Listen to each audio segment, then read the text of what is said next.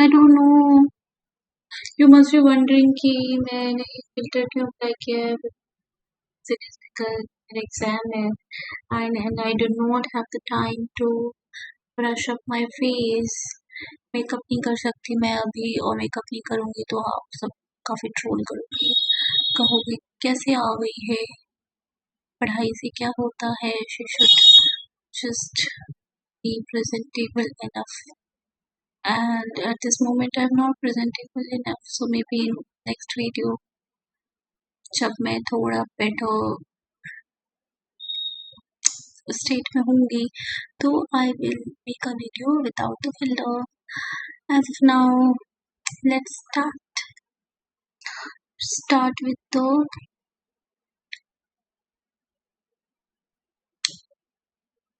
या MCQ. I am doing MCQ की exam बहुत पास में and I do not have the time कि मैं ज़्यादा कुछ कर सकूँ, तो मैं MCQ से सॉल्व कर रही हूँ. And if you want we can do it.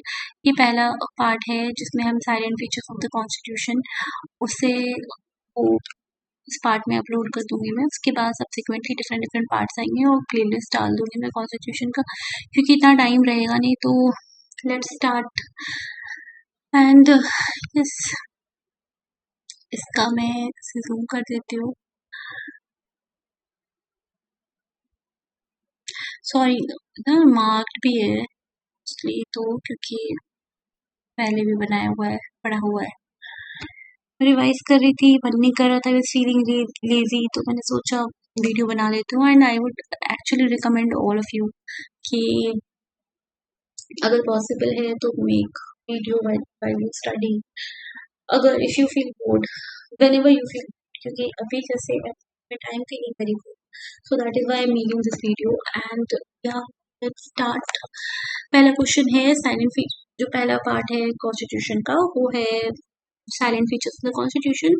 So first question would be the constitution of India is highly federal, highly unitary, neither federal nor unitary, and last is partly federal and partly unitary. We all know that the Indian constitution is federal in parts and also unitary in parts, the aspect where the state has control over the subject matter, and also there are aspects जहाँ पे central ही laws regulate करता है entirely. So our country is a mix of both. Then the number of articles and schedules in original Indian Constitution, पहले अभी 448 articles हैं, 1225 parts हैं, इन 12 schedules है. इसके पहले 395 आर्टिकल्स, 8 schedule और 22 पार्ट्स हुआ करते थे. Sovereignty under Constitution belongs to the President, Parliament, people, the executive, judiciary and legislature. We all know the sovereignty belongs to the people. Sovereignty का हमें मतलब पता है ऑलरेडी कि कोई भी आउटसाइड कंट्री हमें रेगुलेट नहीं कर सकता. तो इन वन वे हम by whom we mean the people, right? Silent feature of the Indian Constitution: single citizenship, yes. Strictly federal, no. Unique blend of rigidity and flexibility, yes. क्योंकि हम amend भी कर सकते हैं और हम अमेंड नहीं भी कर सकते हैं. जब नहीं करने की बात आती है तो हम बेसिक स्ट्रक्चर को अमेंड नहीं कर सकते, और जब फ्लेक्सिबिलिटी की बात आती है तो उसके अलावा जितने भी लॉज हैं हम उन्हें अमेंड कर सकते हैं, हम उन्हें रिपील कर सकते हैं. So it's a basically unique blend. According to Supreme Court decision in SR Bommai versus Union of India, the Constitution of India is federal. SR Bommai में ये डिस्कस हुआ था कि कॉन्स्टिट्यूशन जो है हमारा वो फेडरल है. The Indian Constitution provides a unitary state with subsidiary federal features rather than federal state with subsidiary unitary features. ये किसने कहा था कि मेजरली हमारा कंट्री यूनिटरी स्टेट है, लेकिन जो फेडरल फीचर्स हैं वो भी एग्जिस्ट करते हैं एज अ सब्सिडरी फॉर्म. तो ये कहा था केसी वेयर ने, प्रोफेसर केसी वेयर. ये याद रखना है, it is very important and do not forget, because ये क्वेश्चन मैंने पहले भी और भी एग्जाम्स में देखा हुआ है. Which one of the following is not an essential characteristic of federal constitution? तो we all know distribution of power जो है वो तो है important. Power is distributed into different wings of our government.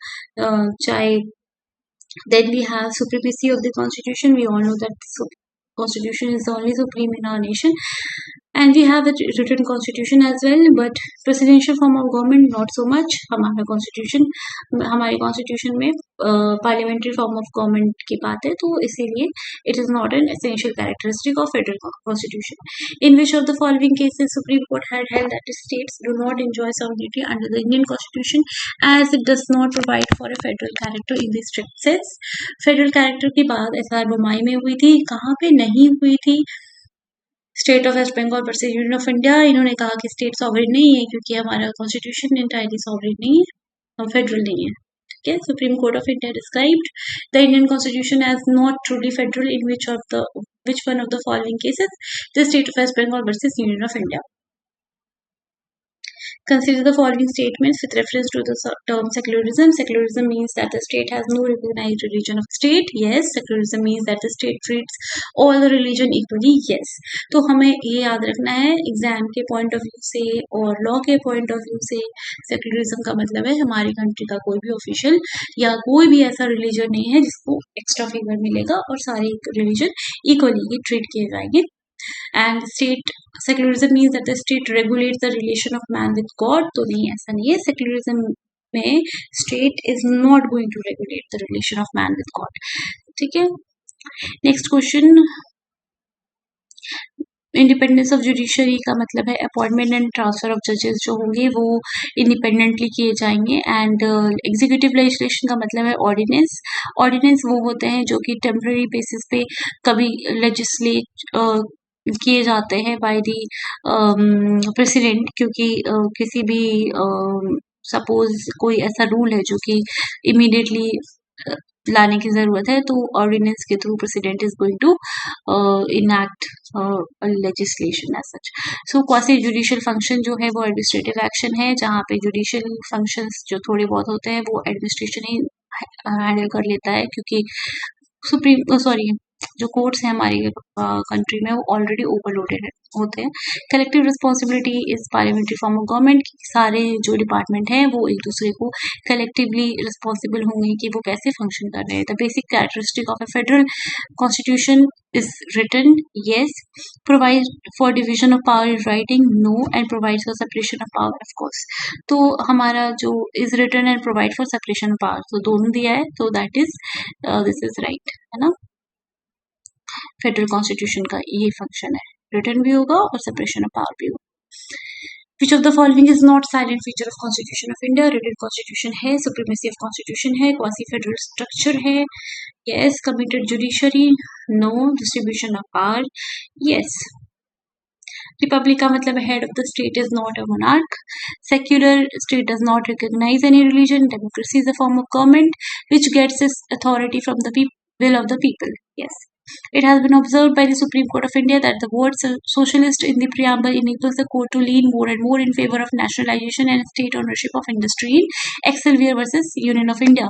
That means जो भी preamble है, Supreme court ने ये कहा था कि जो सोशलिस्ट हमारे वर्ड यूज हुआ है प्रियम्बल में, वो कहता है, जो कोर्ट है वो ये डिस्कस करता है कि इसका मतलब ये है कि नेशनलाइजेशन और स्टेट ओनरशिप के फेवर में स्टेट को फंक्शन करना चाहिए.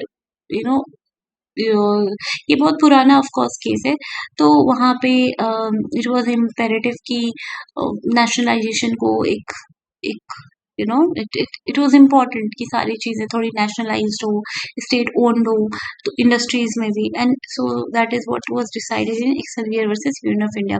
Democracy and federalism are essential feature of our constitution and are part of its basic structure. ये किस केस में?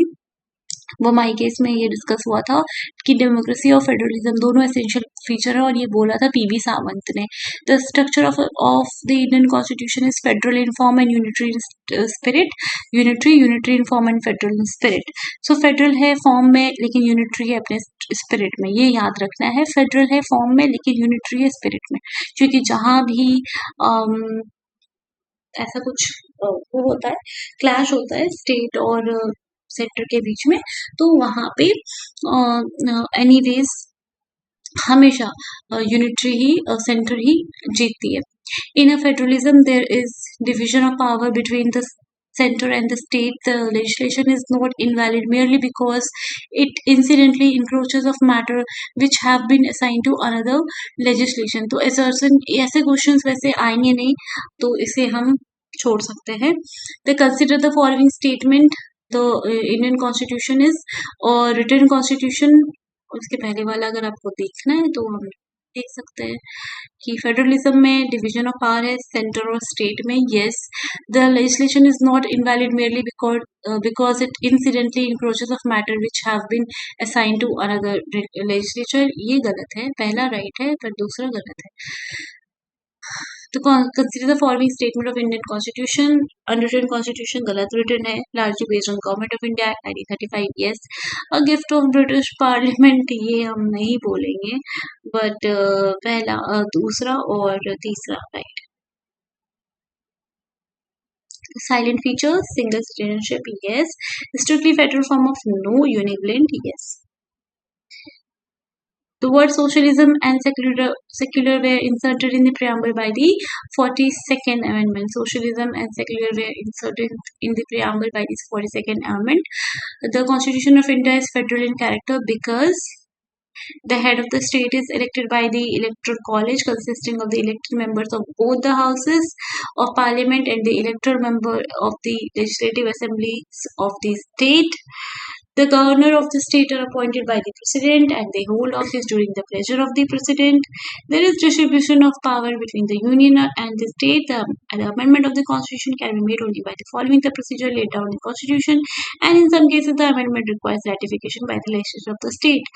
So federal का मतलब ये होता है कि जो power है वो divided है between the union and state. So this is the correct answer. सो इस वाले वीडियो को यहीं पे ख़त्म करते हैं. इसमें जो बेसिक जो फीचर्स हैं वो सारे डिस्कस्ड है. उसके बाद हम प्रियम्बल करेंगे और that would be the next video. Bye guys.